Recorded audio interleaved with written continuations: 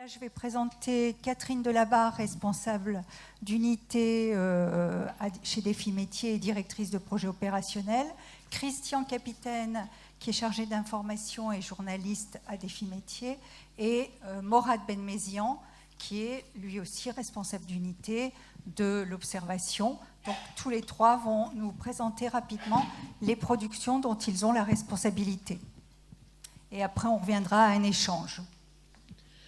Alors effectivement, rapidement, puisque en effet, ce sont des choses qu'on a abordées tout au long de cet après-midi d'échange, donc ça va connecter, heureusement d'ailleurs, mais enfin ça va connecter avec ce qui s'est dit auparavant.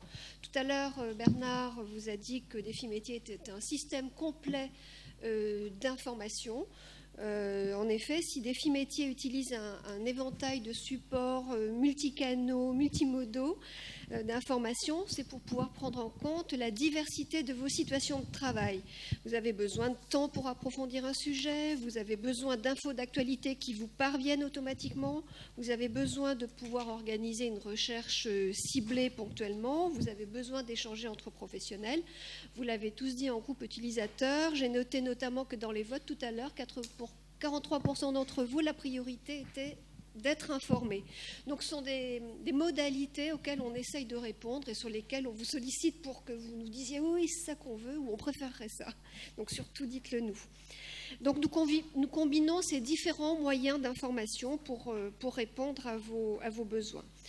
Aussi, nous vous proposons des supports éditoriaux web, les sites web, les sites Défi Métiers, lesmétiers.net, des supports papier, le magazine, les différentes publications, ainsi que des modalités en présentiel, on l'a dit tout à l'heure, des conférences, des rencontres, etc. On va vous illustrer quelques exemples de l'usage de ces modalités par le traitement de la réforme de la formation. Tout à l'heure, vous nous avez interrogé sur les publics sous main de justice. Effectivement, ce sujet-là, par exemple, est traité dans le magazine, est traité dans le site web. On essaie d'être réactif. Ce sont des sujets que l'on traite au fil de nos supports. Je laisse la parole à Christian Capitaine pour les supports éditoriaux. Oui, donc merci. Donc, alors effectivement, moi, je vais rentrer donc dans le contenu du site défimétiers.fr et du magazine, et donc vous montrer le lien très fort qu'ils entretiennent donc avec la réforme de la formation professionnelle. Alors tout d'abord, le site défimétiers.fr, alors quel est son objet?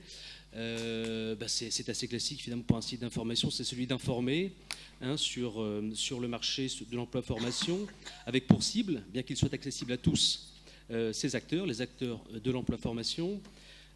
Alors il est important de rappeler, je crois, sa date de création, 2014, janvier 2014, c'est-à-dire 2 mois avant le vote de la loi du 5 mars 2014, donc c'est dire combien il est ancré au cœur de la réforme. Je voudrais aussi vous citer un chiffre, 900 000, c'est le nombre de visiteurs uniques qu'a drainé Défi Métiers sur les 9 premiers mois de l'année, donc ce qui est assez considérable, dont 3/4 de franciliens, ça aussi il faut le noter. Voilà, donc je reviens à présent à la réforme, et donc il y a la façon dont on s'approprie ce sujet sur le site Défi Métiers.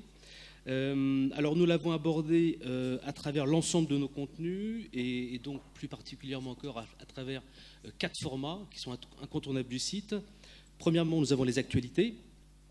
Alors ici, le but, c'est de vous tenir informés sur l'évolution de la loi, ses conséquences, et aussi sur les difficultés rencontrées sur le terrain par vous, les acteurs. Le deuxième type de contenu, ce sont les dossiers. Donc à ce jour, il en existe une dizaine qui sont consultables sur le site, qui traitent donc directement de la loi du 5 mars. Et donc, par exemple, ici, on a un sujet sur l'impact de la réforme au sein des organismes de formation, mais il y a également aussi ceux qui ont trait au compte personnel de formation, et enfin aussi au CEP, au Conseil en évolution professionnelle. Troisième format de contenu sur le site Défi Métiers, nous avons les interviews. Donc là aussi, de façon assez classique, elles vous permettent de donner la parole, elles nous permettent de donner la parole aux experts et aux acteurs de la réforme. Et enfin, quatrième façon de présenter la loi, nous avons les fiches pratiques, avec 2 types de fiches. Premièrement, les fiches sur les dispositifs de formation, de financement et d'accès à la formation, donc accessibles aux bénéficiaires. Et deuxième type de fiches, les fiches réseau, qui présentent les principaux réseaux AIO. Voilà. Alors, Au-delà de ces 4 formats, il y a aussi le moteur de recherche Trouver une formation en Île-de-France, qui est alimenté par la base de données régionale de l'offre de formation professionnelle continue Dochelio en Île-de-France. Alors Dochelio, on en parlait tout à l'heure avec Madame justement, est donc gérée et animée par Défi Métiers. Elle est aussi alimentée directement par les organismes de formation. Donc ce moteur de recherche permet à chacun, donc professionnel ou particulier, de trouver la formation qu'il recherche, avec aussi la possibilité de repérer les formations qui sont éligibles au CPF, taguer mon compte formation. Notons enfin que la grande majorité des internautes qui consultent le site le font pour rechercher une formation. Et enfin, pour terminer sur le site, je voudrais vous rappeler aussi que vous avez la possibilité de rentrer directement sur le site Défi Métiers les événements que vous organisez, les colloques, conférences et autres forums, en lien ou pas avec la réforme de la formation. Pour ce faire, il vous suffit d'aller sur le site, dans la rubrique Défi Métiers, où vous retrouvez le formulaire à remplir. Donc, surtout, n'hésitez pas à profiter de ce moyen de communication pour vos événements.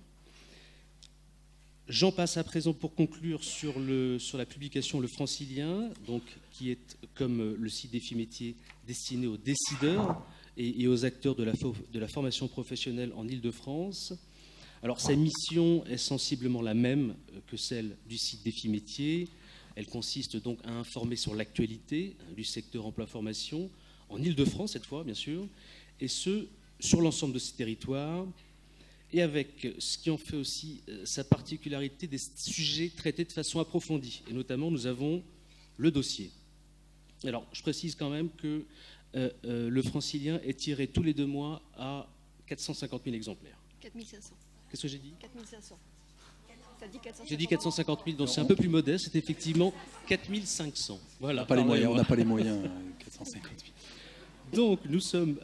donc s'agissant de la loi du 5 mars, donc ça a donné lieu à la publication en mai dernier d'un numéro spécial, toujours consultable sur le site Défi Métiers, comme d'ailleurs tous les anciens numéros.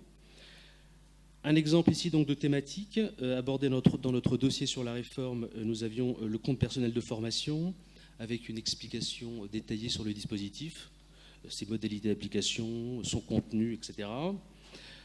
Également le volet financement de la réforme y est abordé. Bon, là on ne va pas très bien, mais en tout cas croyez-nous, il y est abordé, et notamment les nouvelles dispositions prévues par la loi à destination des employeurs en matière de niveau de contribution. Enfin, il faut noter l'attachement du Francilien à rendre compte des actions des acteurs de la formation professionnelle, c'est-à-dire vous, en région francilienne, avec cette rubrique Territoire en action. Voilà. Donc il s'agit ici de votre rubrique sur laquelle nous pouvons relayer vos informations. Donc n'hésitez pas à nous solliciter pour nous faire part de vos réflexions et bien sûr aussi de vos actions. Voilà, j'en ai fini. Je passe la parole à Catherine qui va donc vous rendre compte du traitement de la réforme, toujours de la réforme, via les colloques et les animations que nous organisons à Défi Métiers. Merci. Donc des supports éditoriaux qui viennent à vous ou que vous allez rechercher, et ensuite des conférences et des rencontres que la plupart d'entre vous, je pense, connaissez, mais on va les rappeler. C'est toujours pour illustrer la réforme, mais évidemment, ça se prête à d'autres sujets. Les rendez-vous de la formation et de l'orientation sont des conférences qui ont lieu à peu près tous les 2 mois. Il y en a 5 par an qui s'adressent à tous les acteurs de la formation professionnelle en Île-de-France. Ils sont gratuits et sur inscription. Vous en avez connaissance soit par notre site, soit par invitation personnelle sur vos mails. Là aussi, je fais le même appel que mes collègues. Alors, vous-même, nous avons vos mails puisque vous êtes là. Par contre, n'hésitez pas à en parler à votre entourage professionnel de façon à ce que le maximum de gens puissent être invités et profiter de ces rendez-vous.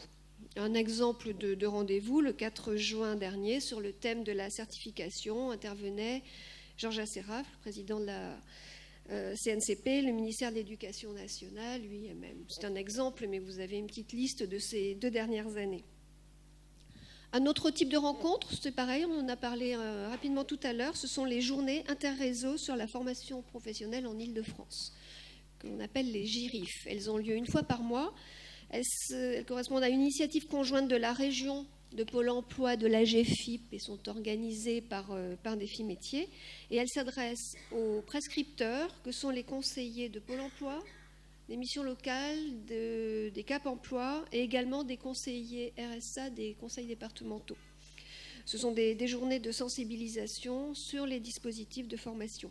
Pour y accéder, c'est sur inscription, mais ce sont les structures qui inscrivent les conseillers. Ce ne sont pas les conseillers qui s'inscrivent directement. Voilà, c'est une modalité un petit peu spécifique. Elles sont en cours d'évolution, je le signale ici aussi. Notamment, ce que nous souhaitons faire, c'est pouvoir mettre à disposition de chacun les contenus qui sont utilisés pendant ces journées. Donc ça, c'est en cours d'évolution. J'espère que bientôt, vous pourrez tous y accéder.